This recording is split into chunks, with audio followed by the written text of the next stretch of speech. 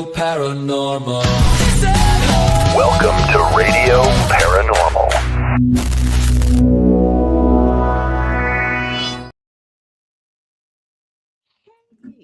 How I'm much so glad stuff you're do you actually type in the damn comments? Jesus. I'm usually doing that like the whole show. I just do things.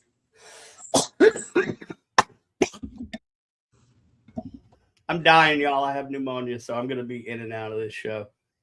But I wanted to start it because it's what we do. So I was watching a movie earlier. It was actually the prequel to Godzilla. It was pretty good. Have you seen it? It's called Oppenheimer. I have seen it twice. Okay. It's pretty good. Yeah. It is good. It is good. It's everybody that's tuning in, thank you all for tuning in. So yeah. I got nothing, y'all. I feel like crap. So bear with me. I'll talk about so obviously June Pride Month, all the things, and we had 2 parades yesterday. The first one that started at 3. Not only does New Orleans and a lot of other cities take part in Pride events, but New Orleans is also one of the host cities to the National Naked Bike Riding Day Parade. You know, I've actually heard about that. Yeah. I kind of want to. No, I don't. Maybe when I was younger and thinner. You know what, Brandon? Sexier. I've seen the parade. It don't matter. It's a bunch of us old dudes just like riding. I'm down. It's men, women, doesn't matter. Doesn't matter. Walking, riding, skating, skateboarding. No. You have zero protective gear on in your skateboarding. Let's see what the first item up for bid is for getting hurt when you fall off. Well, let me also put out there that New Orleans streets are famous for potholes. So I'm going to say I will take potholes and a bike seat with the naked person for $100. So at that betting site where you can just bet on daily stuff, we need to put that in there. Yeah, there you go. Yes. So before I can't talk anymore, let's talk about this Paracon that's coming up here. So something you may not know is, well, you do know New Orleans Paracon, July 31st through August 2nd here, hosted by the Astor Crown Plaza, presented by New Orleans Paranormal Society, Ghost Augustine, and Haunted History Tours. We have those packages, all those packages except for the day pass, but we'll roll those out soon. You can add on ghost hunts if they're not included. You can also add on a weekend with Patty Negri, Sam Beltrusis, and Father Sebastian. No, there is one left. We sold one this week, so there is one left, and now we cannot hear you, Brandon. So yes, we have one left. We're super excited. Oh, God, you're as bad as my wife. You're doing it wrong. Doing it wrong. Well, okay. Wait, whoa there. Yeah. Not what people are thinking. Not doing that wrong. I got you. But we're super excited. We actually had someone, since we added weekend passes and ghost hunts available. Now listen, I want to tell everyone this Paracon is put on by 2 people, Chris and I, that we have been seasoned hospitality professionals, hotels, events, restaurants. That's our perspective for this. So if there's ever going to be a Paracon out there that you can call and say, hey, I don't see this. Can I do this? You have found the 2 people that if we can make it happen for you, we can, and we will. So do not be afraid to call or text this number that I'm going to put in the comments. But for those of you listening, it's 504-321-3366. And the site for booking is neworleansparacon.com. And the email is info@neworleansparacon.com.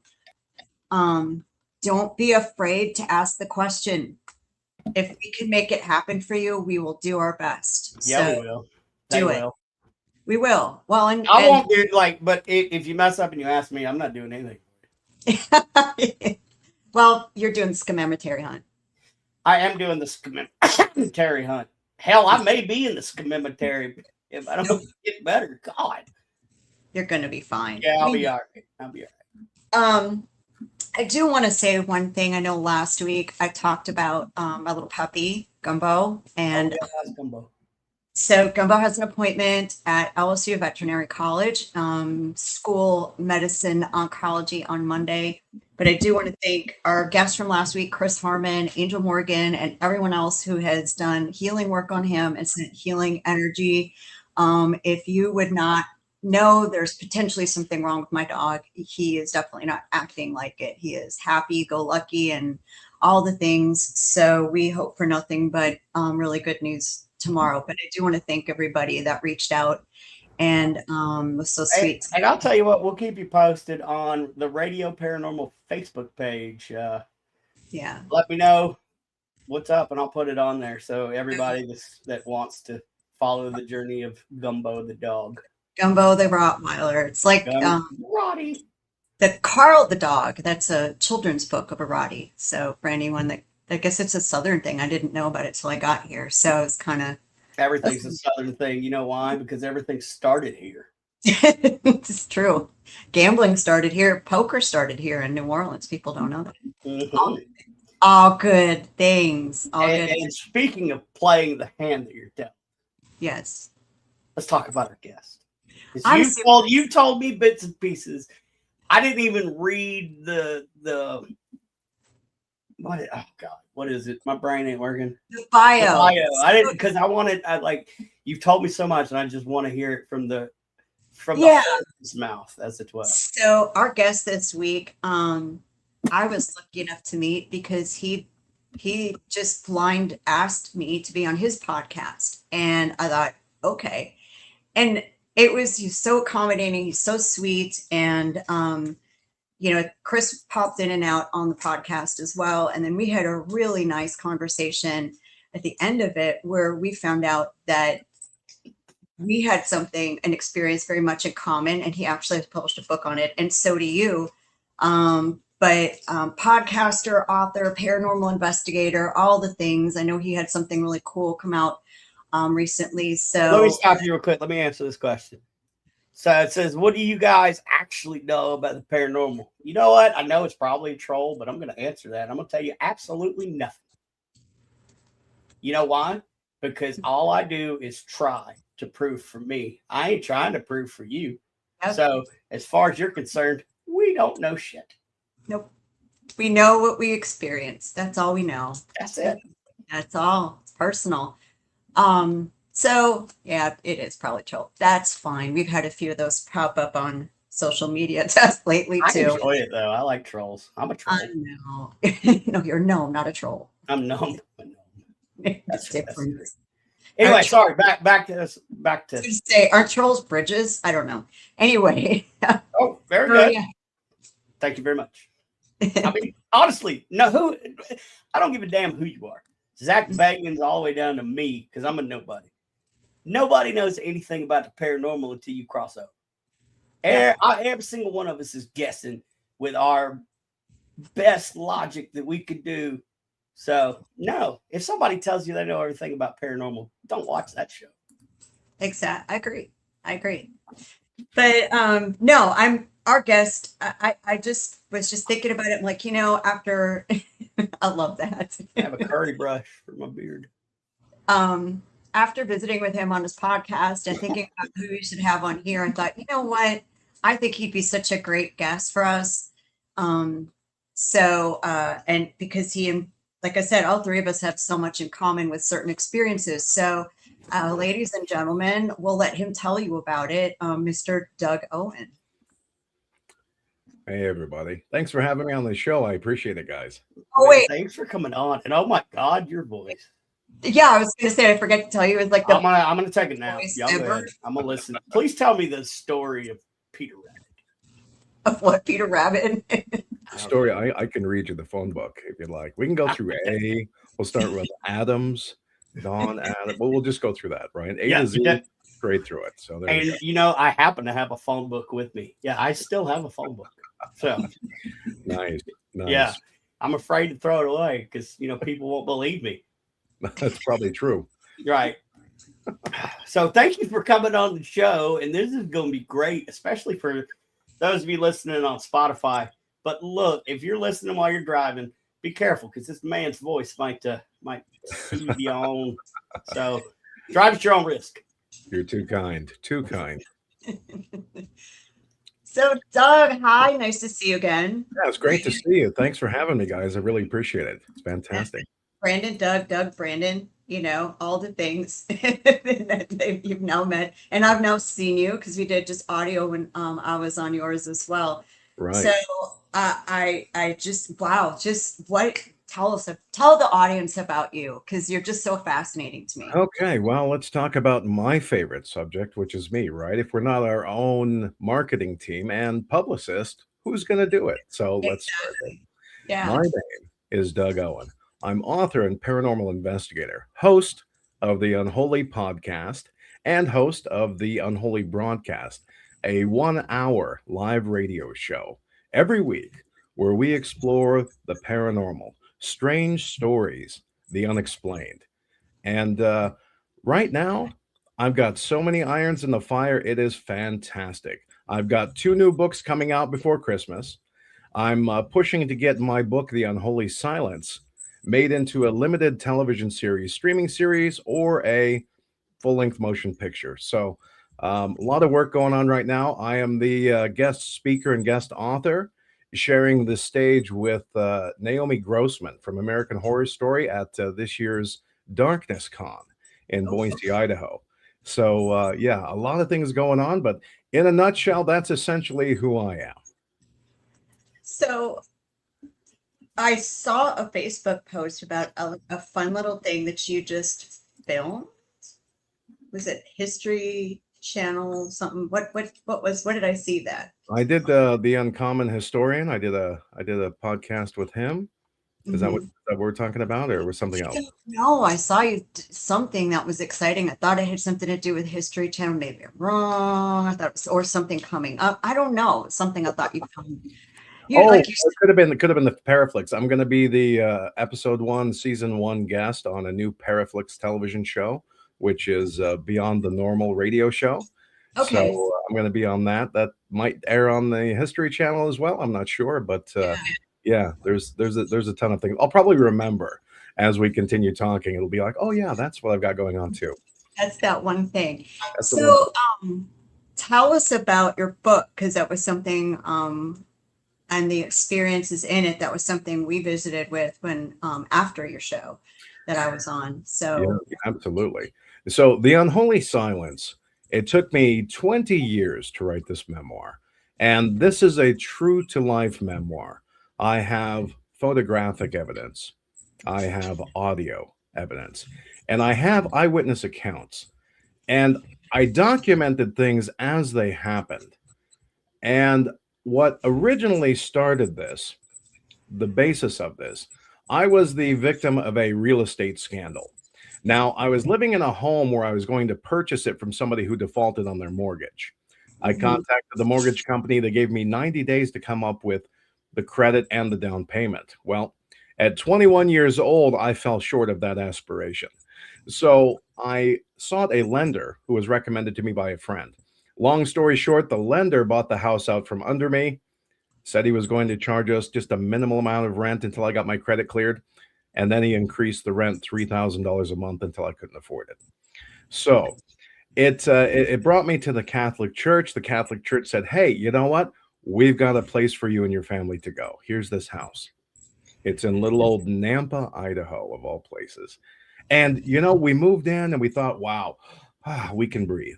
Everything's going to be great. It's going to be peachy. Hi, Mom. Hang on. Hi, Mom. Hi, Mom. Mom just came on. Sorry. We always say hi. Problem. Hey, Mom. So then paranormal things started happening.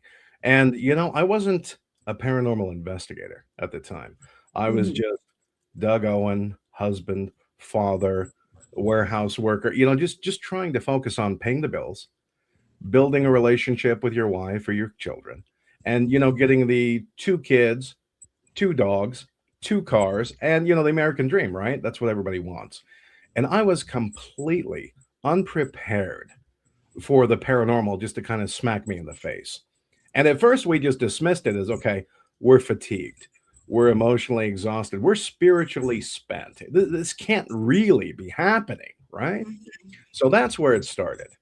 And through the year, and I was in there for probably just a little over a year, and daily there would be a paranormal occurrence that happened.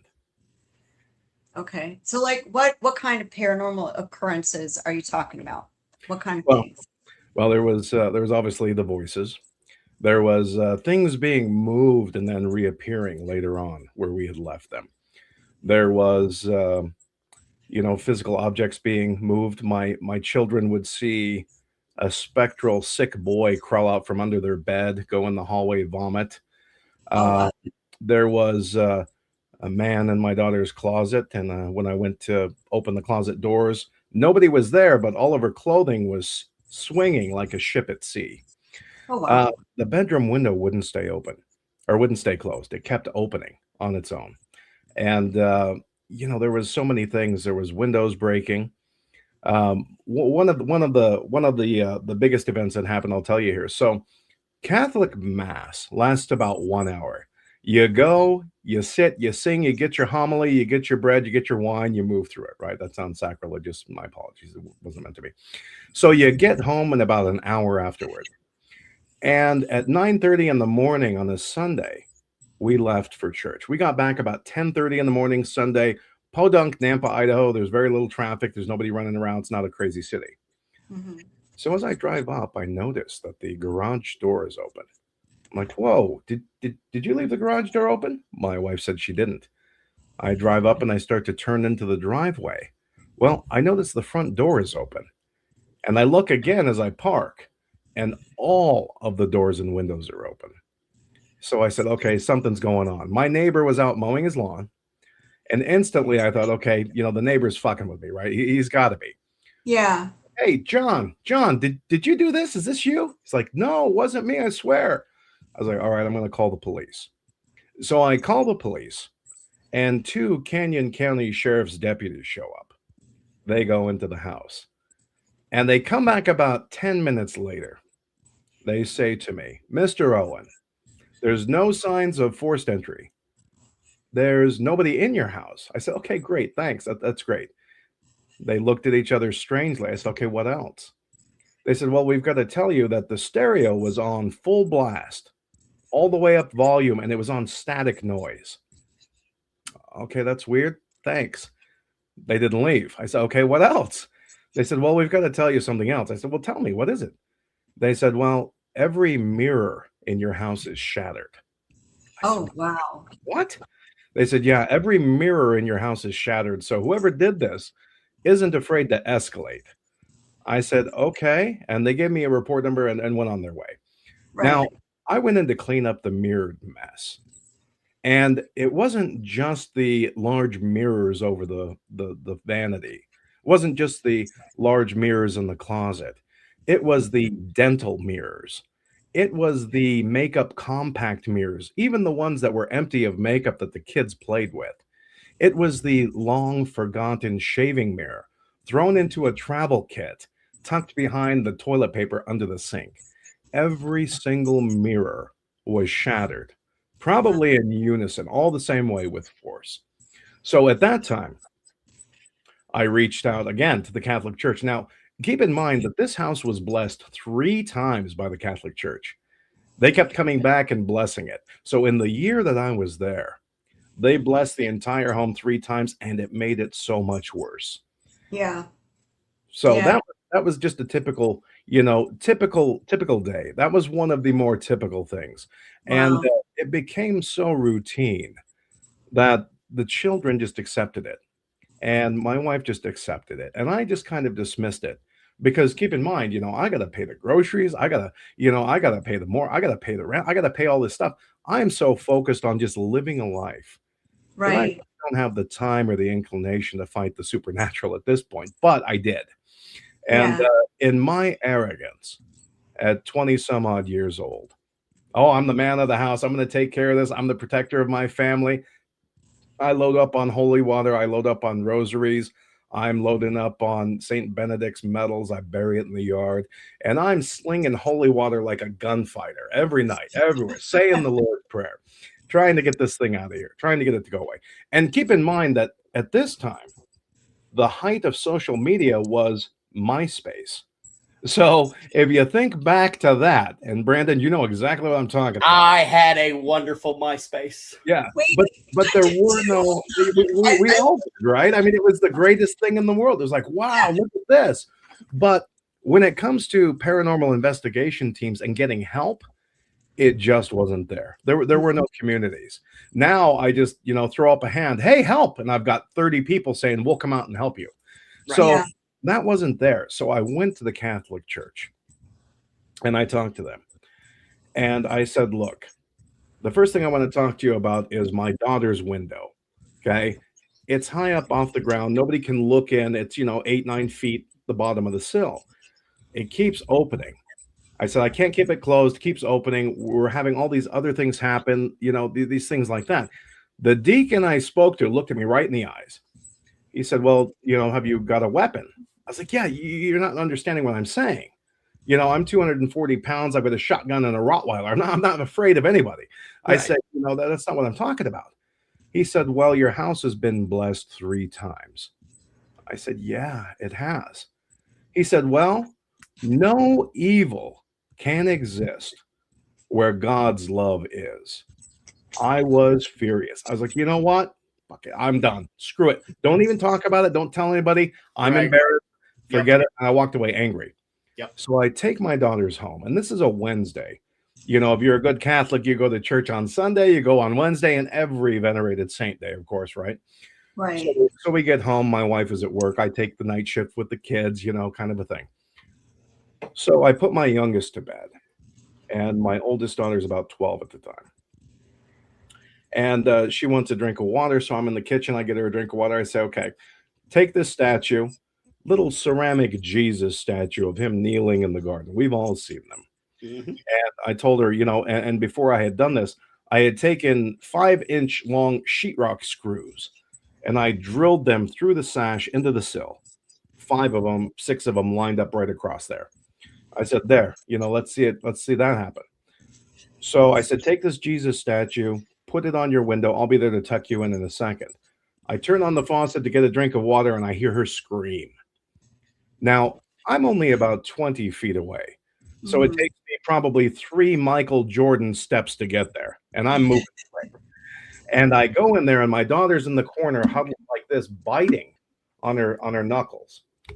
And I look at the window and the Jesus statue has been crushed into powder, completely destroyed. And the window is open. And the window was opened silently, but there were chunks of wood still attached to the bottom of these screws, destroying the entire frame of the window.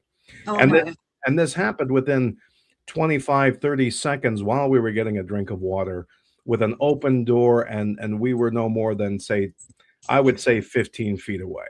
So part of the title of my book, The Unholy Silence, is about the activities that happened, but they happened without noise.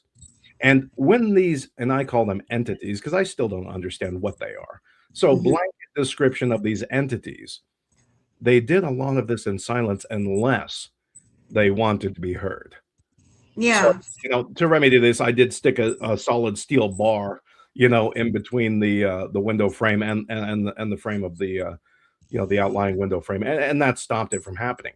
But that was just kind of a regular, everyday occurrence. It became almost like a circus, and Yeah. these things, whatever was in the house, they did not give a shit who saw it or who was there. They performed almost like on command. Right. Right. So, and I get the deacon you spoke to saying what he said. This is blessed, but something from at least our experience here, because we have worked with the church on some things here. And this is unfortunate, you have to find the right, you've got to find the right Catholic. And they're not easy to find, because I think it's because it's okay. Well, no, you just do what I say, listen to mass, go to mass, do what I say, listen to my homily, live a good life. And most of the priests, the deacons, etc., I don't know what they cover in seminary school, but I'm sure they don't cover this in detail.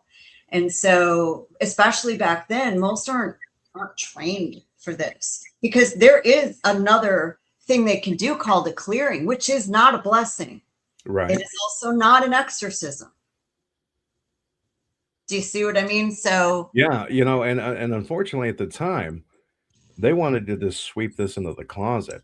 They asked me to believe in a supernatural God, somebody who can walk on water and turn water into wine and expel demons, legion, into a herd of pigs.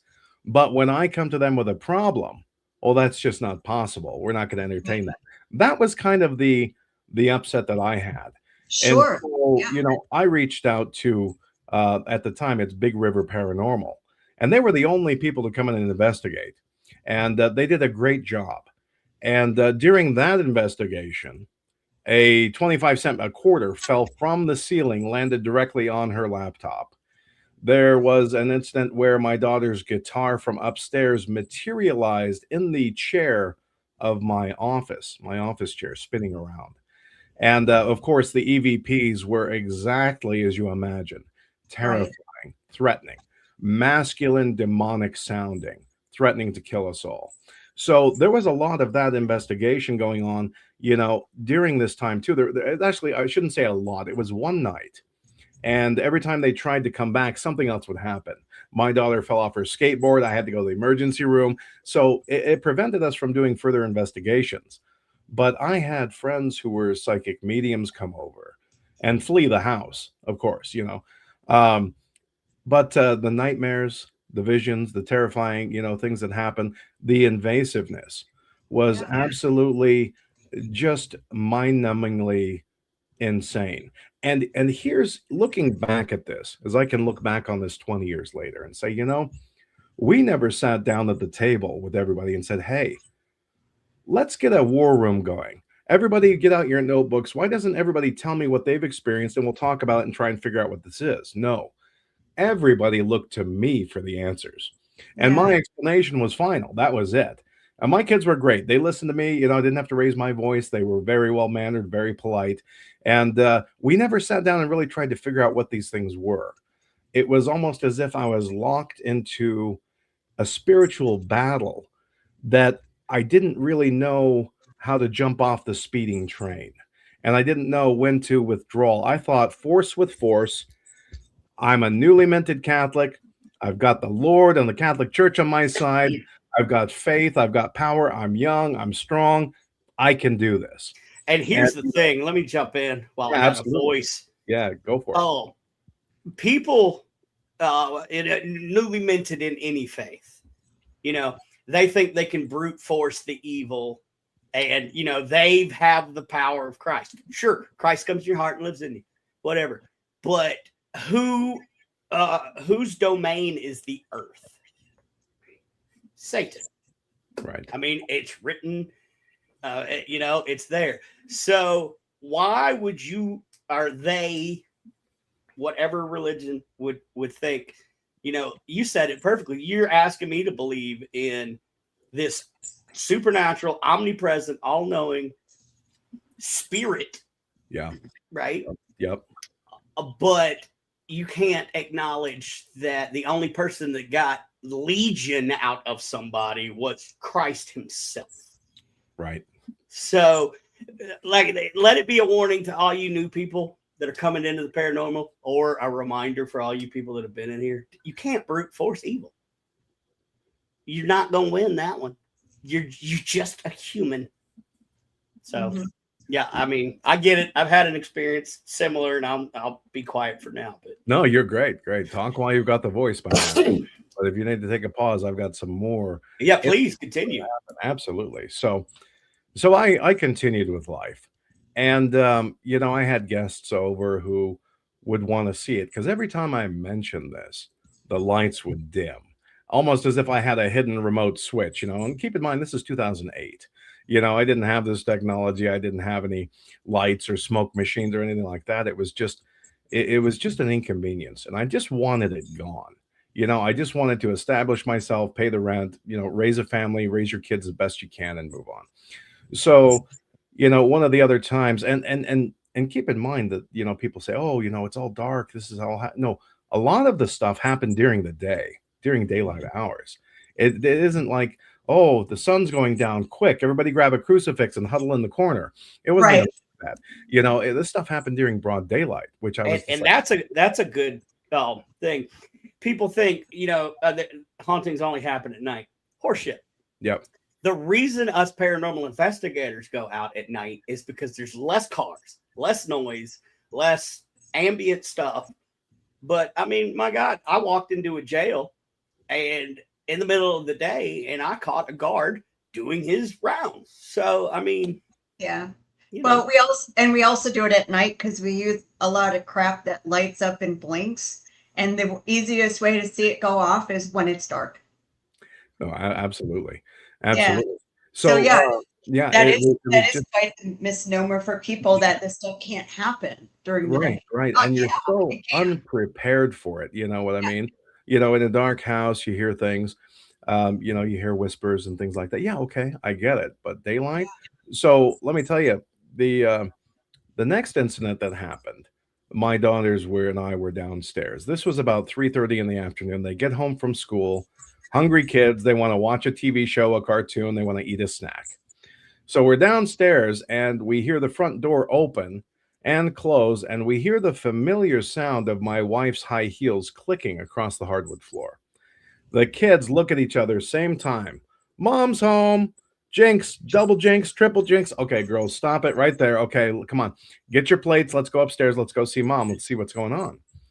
So they go upstairs. I stay behind and I turn the TV off. They go upstairs and I meet them halfway down the staircase. And they're like, Dad, mom's not home. I said, come on.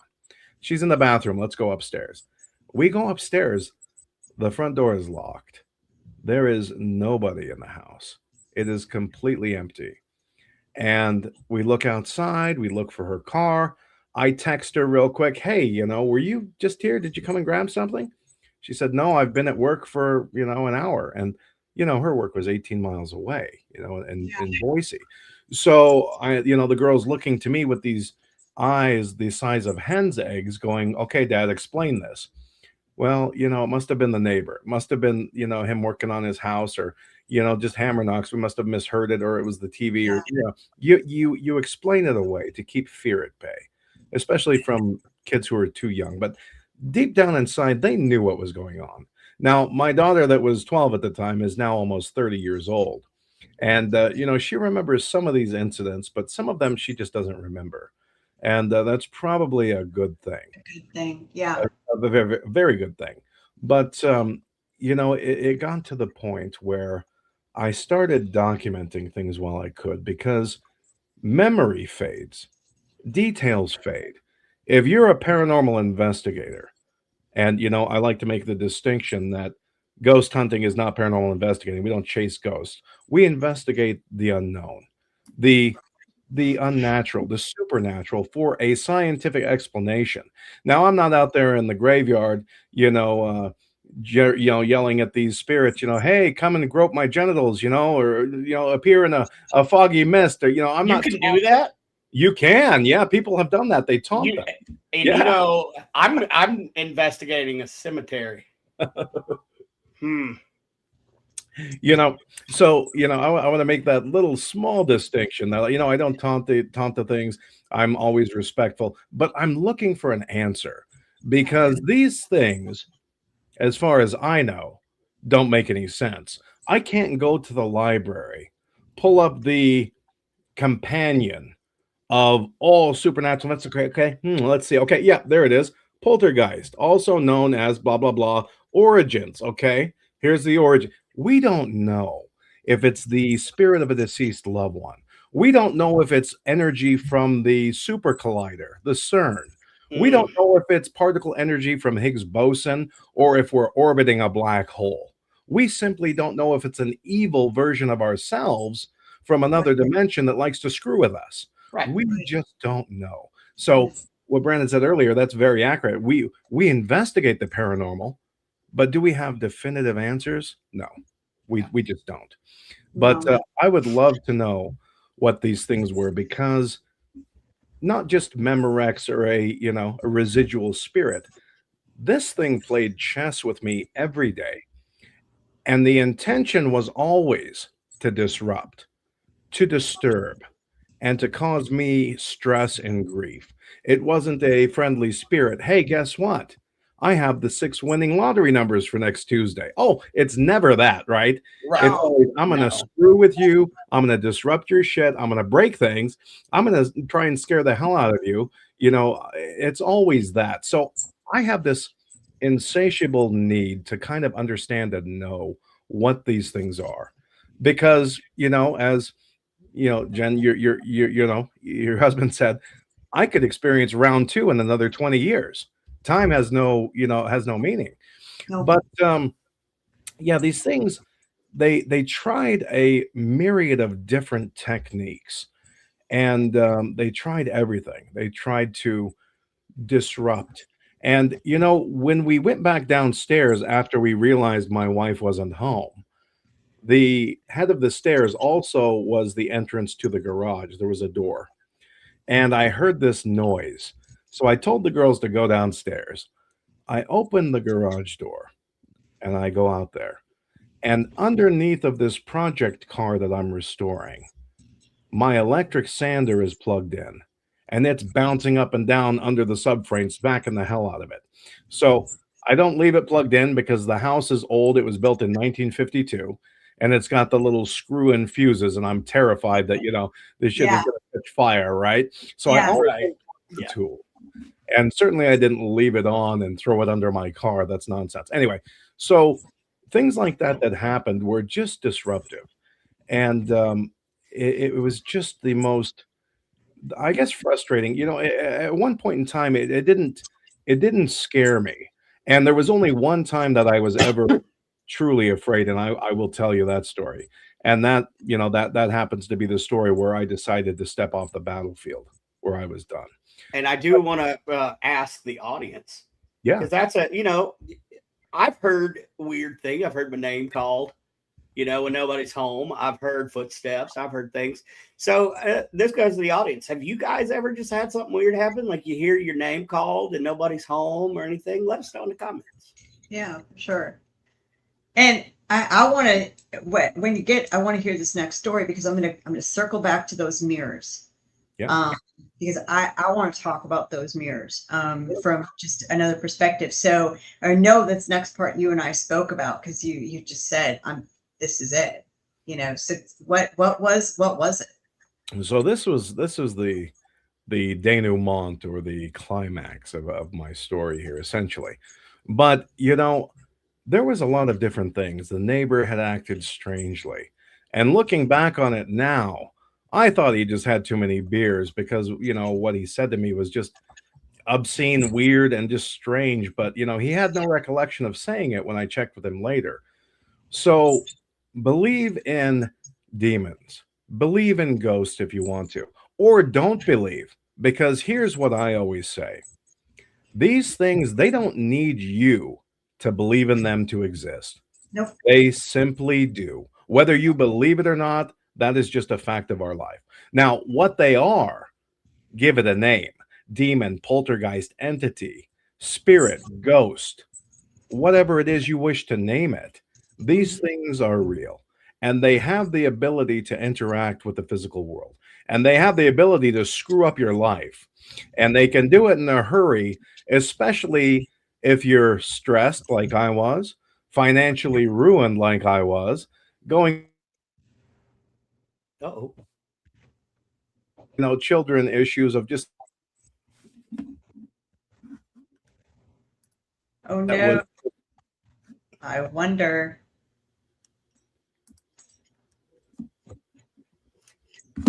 Oh, seems like when we freeze? So it seems like when you start talking about this story, you start freezing up, and you have not frozen up in 40 minutes and 30 seconds. So I would not be surprised. But so here's what happened. My daughter had come home, and she had come downstairs. And downstairs, I had two friends of our family. One of them was a new friend. So the one friend had been there before, and they were helping me put together music for a Christmas party. And this was in like maybe the end of November. I wanted to get it done early because remember the technology back then, I had to burn everything onto a CD. right. And it took some time, right? Yep. This is the technology back then. So they were checking it out. So in my office, the two girls, they sat across from each other, and they were 22, 23, whatever. They were about the same age. So they were sitting across from each other. And my daughter came down from school and she says, "Hey, Dad, I'm going to go cook some of those cheap Totino's pizzas we picked up at Costco." Okay, great. Do you want one? I said, "No, I don't want one, but maybe Meg and Josie would like one." And by the way, Beth, this is Josie. This is Meg's friend. She came here to help with the Christmas stuff. And she's like, "Hi, Josie." So they introduced each other. And I said, "Well, do you guys want a pizza?" And Josie was like, "Yeah, pepperoni." Meg spoke up. "Oh, I'd love a combination." So my daughter goes and ascends the staircase. I choose Nickelback for the next song, right? Nickelback, a whole bunch of different songs that were great back in the day, right? Yeah. Some cool stuff. So love them or hate them, that was what was popular. So I'm burning these things onto it. It's about 45 minutes go by. And I'm like, okay, she's been gone a while. I'm going to go see what's going on. And as I stand up, I see her coming down the stairs. And she has the plates in her arm like a waitress. Very, very adept. Very, very graceful. And she walks in. I said, "Oh, thanks, hon. I appreciate it." She hands a pizza to Meg. She hands a pizza to Josie. And then she has a third one and she starts to walk towards me. And understand that before I continue, understand that my kids, they would never ever disobey. They, as soon as I tell them something, they automatically do it. I never had any problems with them arguing. Yeah. And they were very respectful, especially with new company. They would never do anything to intentionally embarrass or shame me. It was always please and thank you and yes, sir. It was always that. Yeah. And it was great. In fact, I got tons of compliments on how well behaved my children were versus other kids. It made me like, "Oh, thanks. I'm the greatest dad ever," right? Whether it was my doing or not, I took credit fully for it. So Beth continues to walk forward with this pizza. And I say, "Oh, no, no, honey, I'm good. I don't need a pizza. I just ate a little bit ago." As if she couldn't hear me, she continued forward. I again said in a little bit of a louder, sterner voice, "No, I'm good, honey. I don't need a pizza. I'm good." She continued to walk forward. I said, "Beth, stop. I don't want a pizza." She continued to walk forward. And she crossed in front of me at a diagonal and put the pizza on the desktop.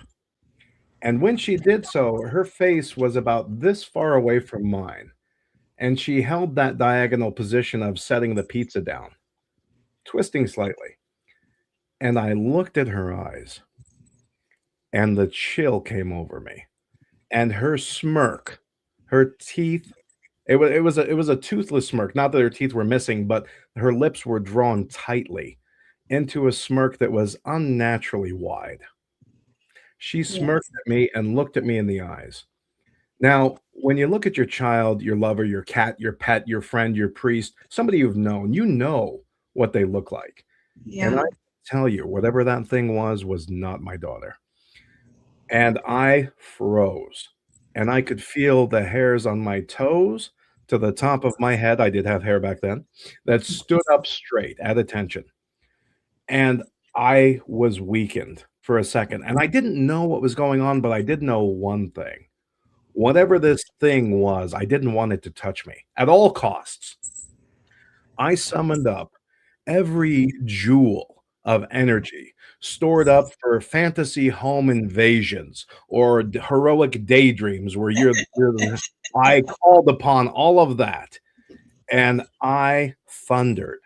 And when I say thundered, my voice was absolutely a cannon. And I yelled loud enough to shake the windows. And I boomed, "Get away from me or I'll kill you." And it shook the windows.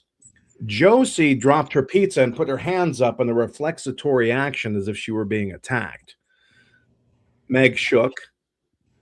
My daughter didn't blink. She didn't move. She didn't sigh. She didn't jump. And my voice was this far away from her, and there was no reaction. She continued to smirk. And she pulled away slowly, almost intentionally, keeping eye contact with me the entire time, and widened her smirk.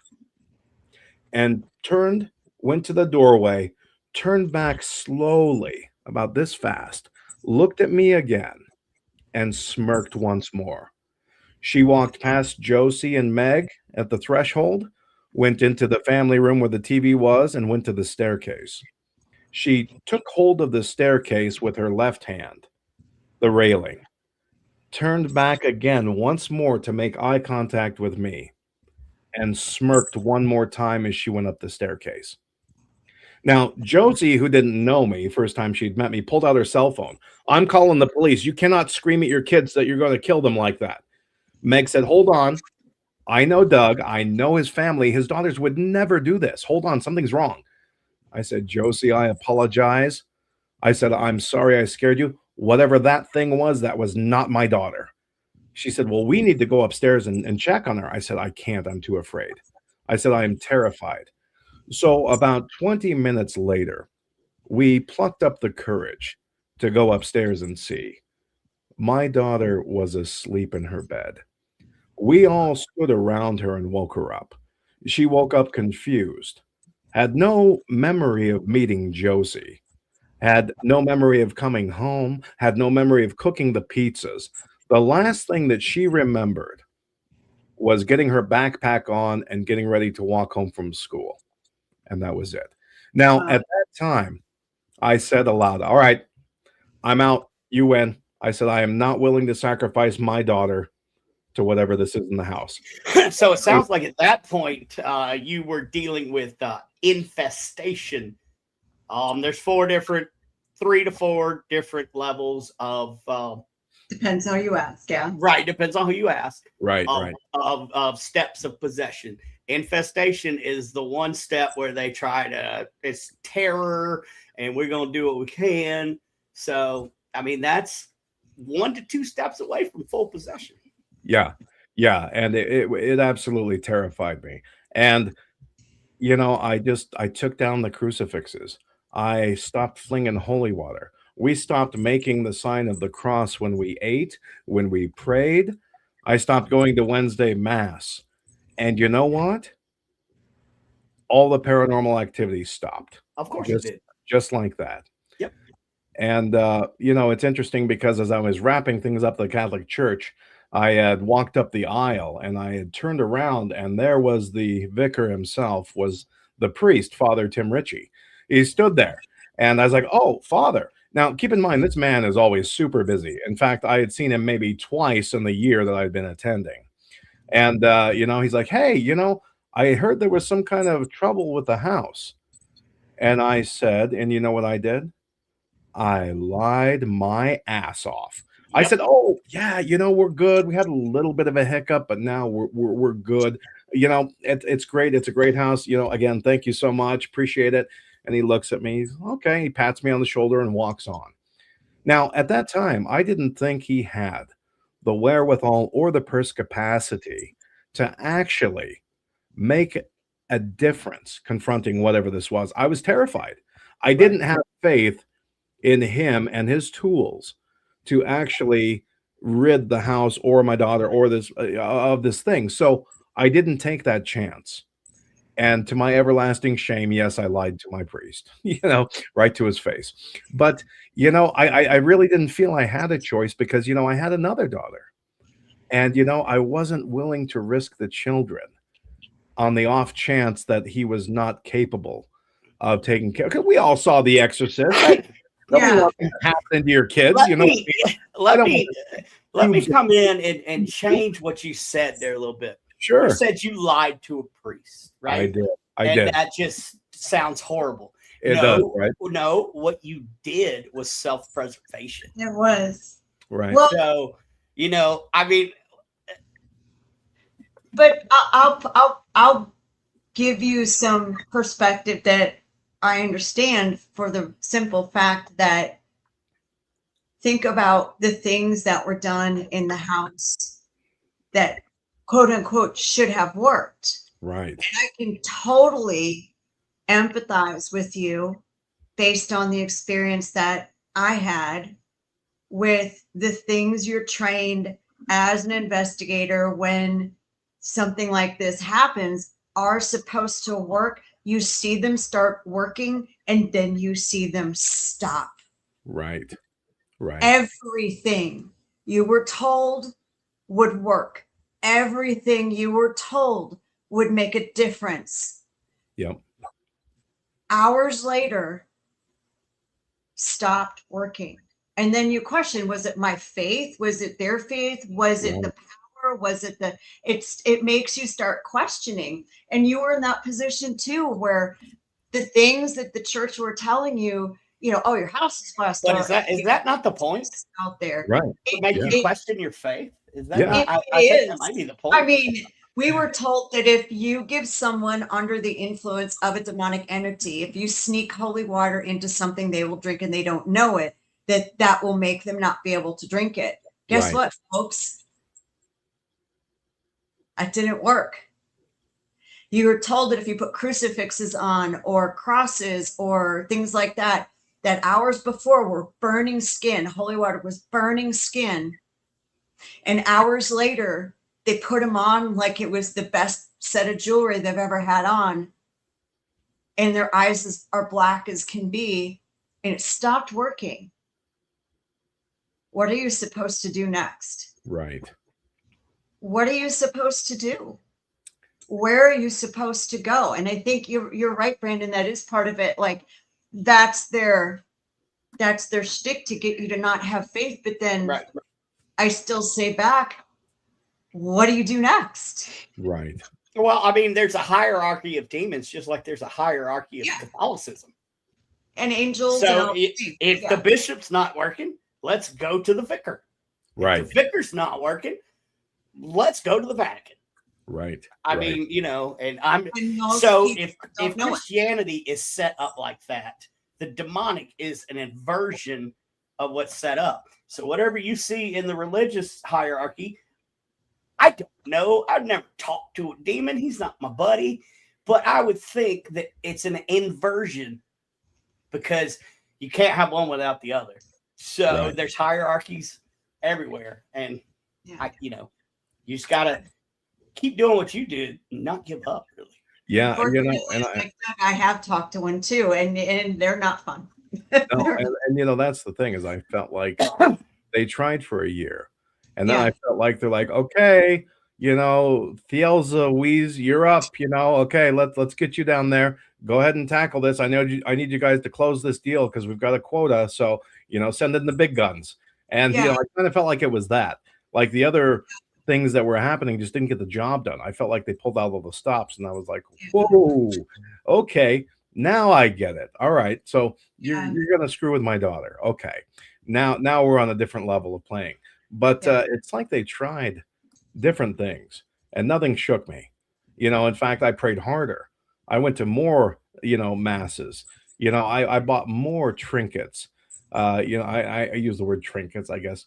What we call them indulgences, or I bought more of the the tools that you're supposed to have. And boy, it just didn't work. Not at all. In fact, it seemed to piss them off even worse. And that's kind of like buying a pistol and no bullets.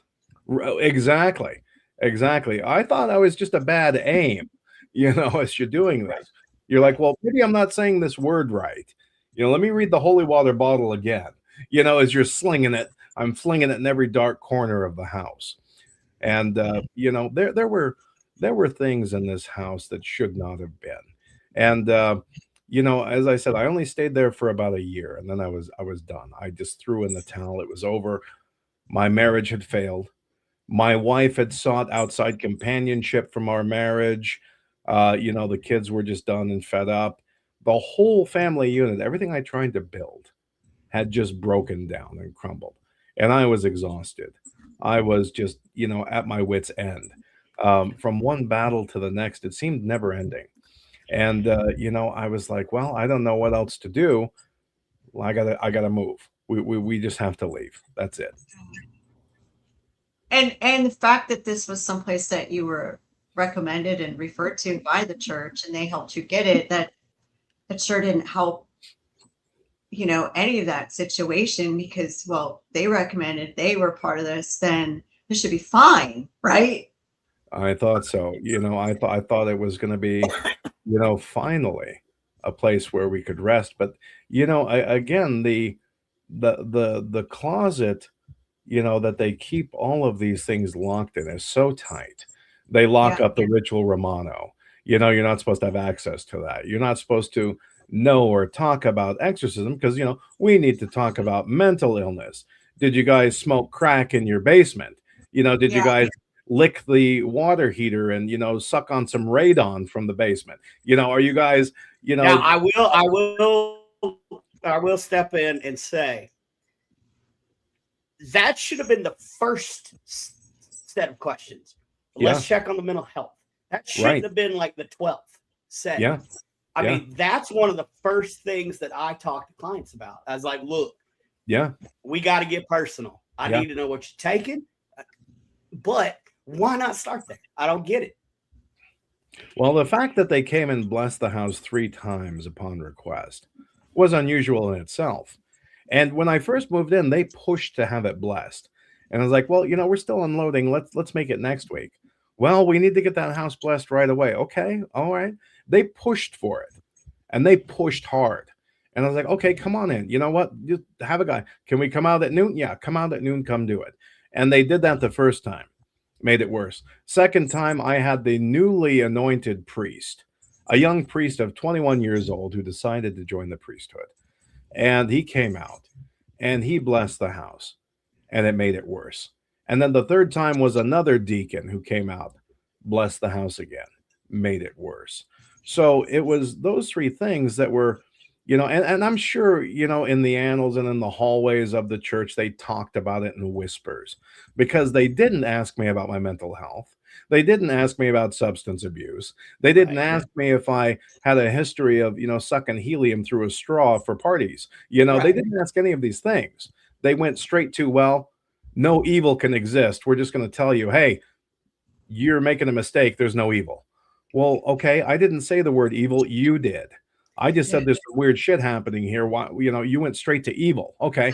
So obviously they knew something was going on because I talked about it. I have a question that just popped You in my had head. everything you just said points to the fact they knew. Here's the thing. If evil can't exist where the presence of God is, then how the hell is there so much evil on this planet? Right. Right. I'm not saying any faith that does the exorcism is wrong or right, but I've seen it time and time again where fake faith will get you hurt. Oh, absolutely. And genuine faith will get you hurt. I can tell you without a doubt that I was an absolute solid true believer. Every fiber of my being had this faith. The incidents that led me to the Catholic Church themselves were almost supernatural in nature. I had no intention of becoming a Catholic, until these things led me there. And I was like, okay, well, if we look at the signs that, that are there, okay, I guess I'm supposed to be Catholic. And, it's interesting because when you believe in something so hard, does your focus and your intense focus on something make it real? Can you materialize faith? Can you manufacture faith? And is it genuine? Well, And and there's a theory in the paranormal world with the rake and other things that if enough people believe in something, it'll pop up. So, right, yeah. absolutely. There's power in suggestion. It's so interesting that, the person in that I had an experience with that was so affected by, the things I said from a Christian, not Catholic, but from a Christian point of view, it was you could that you I had he had a Bible. I mean, it was you couldn't shake that either.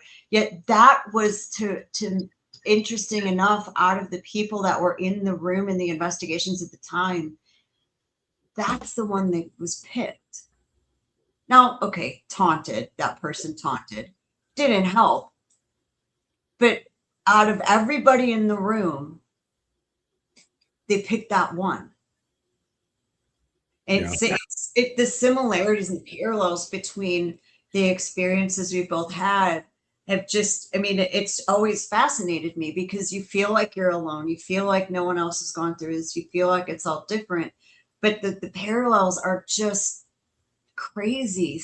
It's crazy how similar the circumstances, the people, the victims, the things like that were or are between the things that and Brandon, if he didn't have pneumonia, I'm sure he'd share some of the stuff that he experienced that was very similar, and there's parallels and all the other stuff with the things that he encountered as well. So I'd love for people to share their comments. I'd love for people to, here's the thing, what people need are outlets for help. Right. Because they do not need to go through I'm going to say, and if you want to use a different term, please feel free to correct me, the brick wall you hit. Absolutely. That's a perfect analogy. And that's exactly what it was. There was, and before I went to Big River Paranormal and the Catholic Church, I had a friend who was like, look, I've got a spiritual medium. We'll bring her in. She comes into the house and I was like, hi, I'm Doug and nice to meet you. Ignores me, glosses over me like she can't even see me, heads straight for the stairs to the basement, goes downstairs, speaks in a childlike voice. And I'm thinking, wow, this is making me feel weird. This girl's either a great actress or, she's really connected to something. So she stayed for about 20 minutes and then fled the house and never came back and didn't really have any answers. Just that maybe a little boy's spirit was there. And that's all we got from her. But, that was the thing is there was no help available. I went to the police. I went to the church. I went to friends. I went to psychic mediums. I saw the only paranormal investigation group in the phone book. Yes, phone book. That's right, Brandon, just like what you have. Phone book. The only phone book I had. And that was it. And, bless their heart, Big River Paranormal has grown and they're great. They're fantastic. But back in the day, she was one gal with 4 people. Oh, I love that. That is amazing. That is an antique, sir. You should have it in a glass case where nobody can touch it. Right. So Doug, I know this is all in your book, and you've got more coming out. So tell everybody that's listening or going to be listening or watching, where can they get your book? Where can they get it autographed? Tell us all about those things. Absolutely. So you can find my book, The Unholy Silence. It's on Amazon, Barnes & Noble, Lulu, Google Books. It's everywhere. I think it's in like 40 countries. It's crazy. And I'm seeing more every day. It's on audiobook with my own lovely, thank you, Brandon, lovely voice. You can hear me read it. And every type of format you want, Kindle, hardback, paperback, you can find it. Simply Google authordougowen.com. And I'm like everywhere. There's like 7 pages of stuff, and I didn't even realize it was, this was happening. But, the other day I Googled my own name and I was like, wow, I'm like everywhere. That's so cool. So, you can really see it everywhere. But authordougowen.com, I update the website probably daily.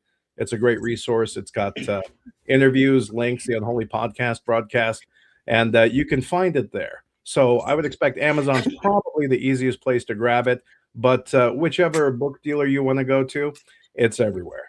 And now, of course, I have to do my disclaimer, Jen. He does. You know. I So here at Radio Paranormal, we don't believe in Amazon or the other things. We believe that you should go directly to the writer. That way they get their money. Amazon is horrible about paying their writers. So also, if you go directly to the source, the odds of you getting something inscribed in your book go way up. So if you can, just take 5 more minutes to find his site. I know Amazon. I don't care. I hate Amazon. There is. They're a horrible, horrible conglomerate.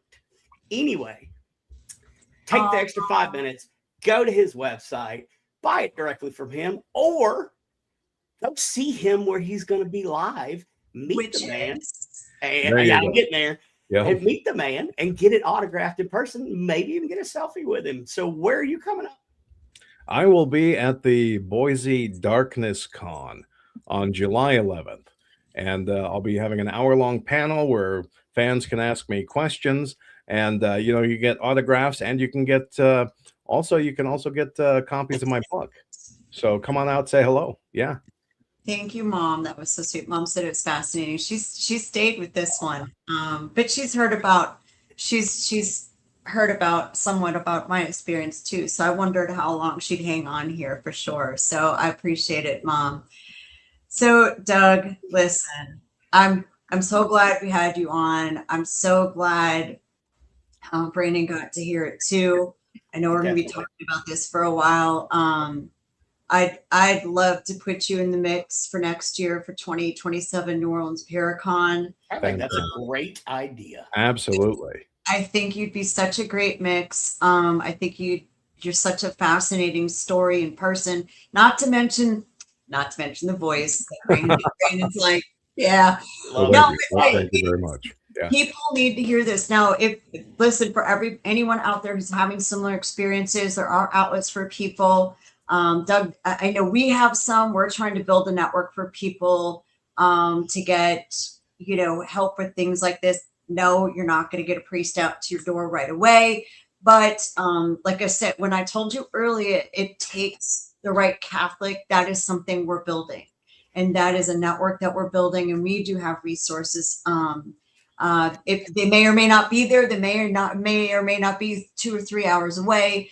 But it takes the right priest, etc., to go out there and know what to do and also, like, if you're out there and you're struggling, I mean, I've been doing this 30 plus years, and I have a strong network of people that I trust, and you can reach out to me, and I don't care where you're at, we'll figure out something. I have friends internationally, and it's not just me, but there's so many other people out there that are genuine and actually have the wherewithal. Thank you. 40 milligrams of steroids are killing me right now. But so I forgot what I was saying. Why don't you help me out and save me? You are a trooper, sir, and a gentleman and a scholar. I admire your strength. I would not be doing this if I had pneumonia. Well, I get whatever. Pure Viltrumite. Good job, buddy. Thank you very much. He is committed, and I'm lucky to have him for sure. So, go see Doug, go hear about his story, go hear about his experiences, go read his book. Thank you again for coming on. My pleasure. Brandon, I know you have been a man, a few words, but there was something we were talking about before the podcast. Oh yeah, that's right. We were